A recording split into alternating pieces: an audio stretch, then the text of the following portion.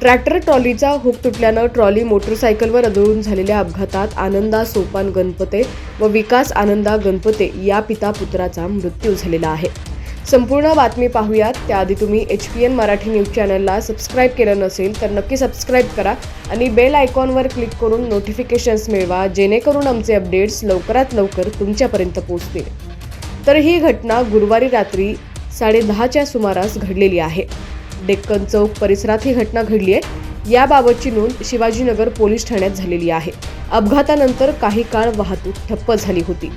आनंदा व विकास गणपते हे दोघे मोटरसायकलवरून गुरुवारी रात्री स्टेशन रोडवरून कोरोची इथं नातेवाईकांच्या अंत्यविधीसाठी निघाले होते।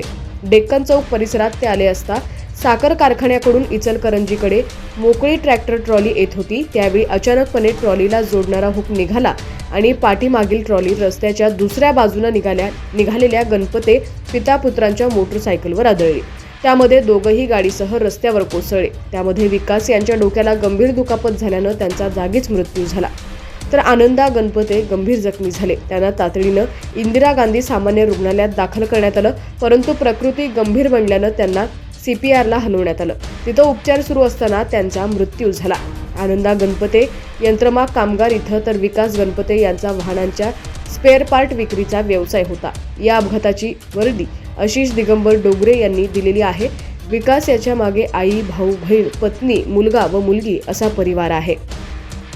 अपघातानंतर ट्रॅक्टर चालकानं पलायन केलेला आहे। पोलीस त्याचा शोध घेत आहेत।